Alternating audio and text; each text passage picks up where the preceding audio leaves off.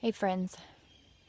So if the recent crisis has not got everyone thinking about SHTF food supplies, then I really hope you get on the get on the train there.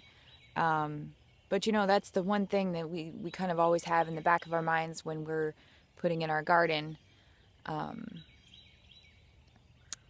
that's a big goal here is being able to grow what we need to survive if anything was to happen. So when you're geared that way and thinking that way, a couple of things happen. And I've done a video on seasonal eating before that, and that I thought it was really funny because a couple of my little boys, they had white potatoes one time at somebody else's house, and they didn't know what it was because we have not had any luck here in the South, in Georgia, growing what they call around here is they call it Irish potatoes, but it's just regular potatoes.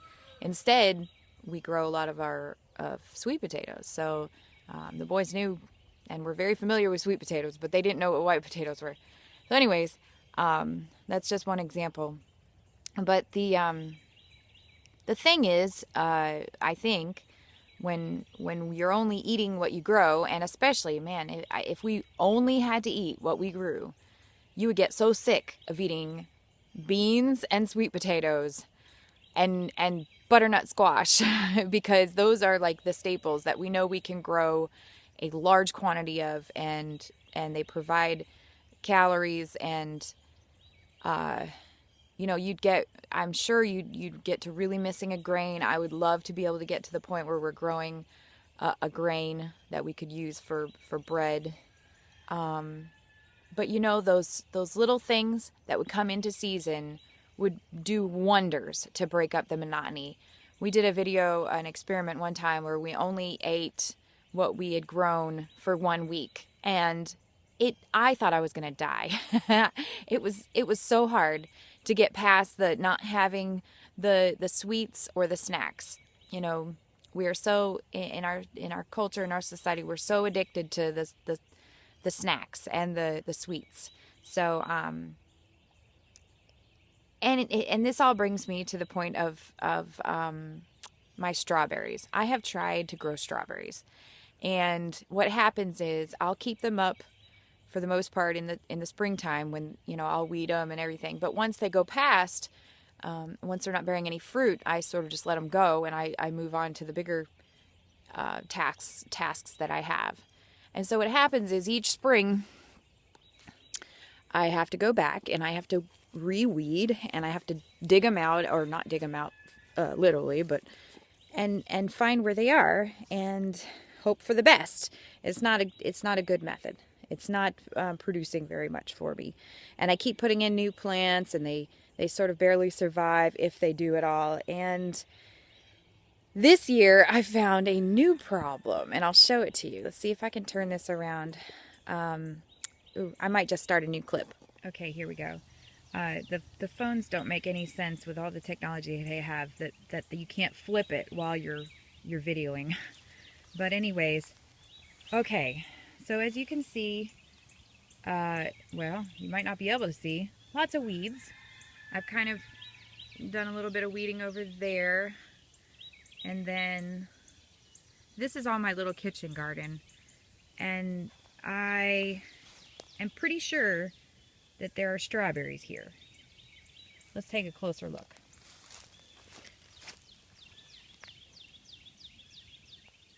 See that? Strawberries. Now, if you don't know anything about strawberries, you know that they put off runners every year after their fruit, and they spread, and they're the perennials. They come back every year, and they put off lots of new shoots, new runners, and new plants, which I just think is ideal. I mean, you can have a strawberry crop for unlimited amount of years just by tending to them. But anyways, this is what's happening with me. I don't know if you can see it, but you see the dark green. That's one that I've planted, or a shoot, a runner from one that I've planted. But you see this light green? right here. That's a wild strawberry vine. They are more like vines because they run like crazy. This is my problem. I'm having wild strawberries encroach on my planted strawberries. See all that? Okay, so I'm weeding and I'm trying to look for those dark green leaves, and I'm just pulling. I'm pulling. See, this is all wild strawberries. So my question is, for any long-term homesteading types, see that, and they're growing like right next to each other. And so I'm pulling and pulling, and I'm trying to be careful and look out for the ones that I think are the real strawberries. And it's hard. And you don't want to pull something if you...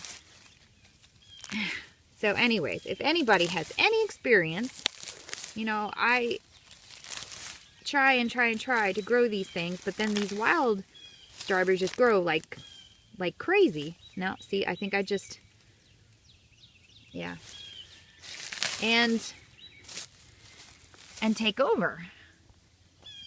So this is my problem. And this goes back to the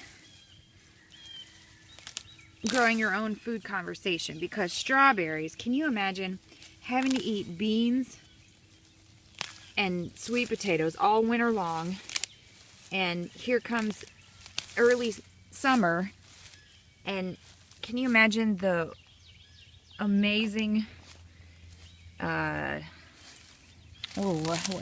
just to your spirit of eating fresh strawberries from the garden. Can you imagine how wonderful that would taste after a long winter?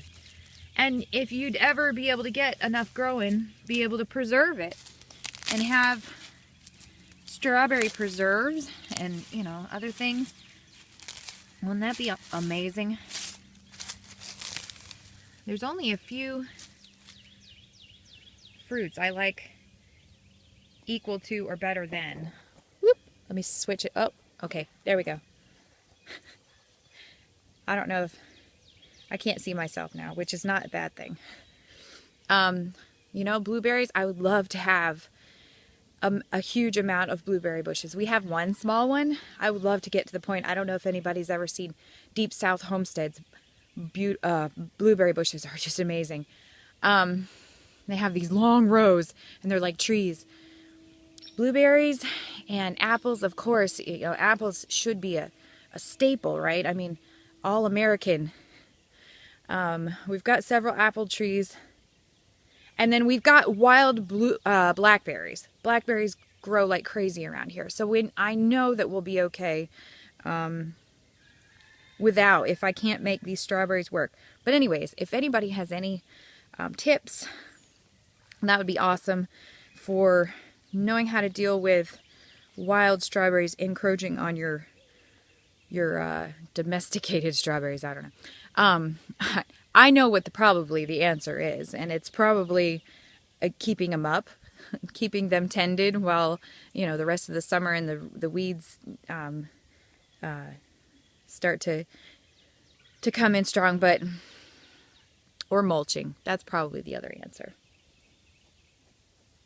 But anyways, thought I'd just give you a little glimpse of what I'm doing around here. But I hope your quarantining is going well and everybody is staying healthy, and we'll see you next time. Bye.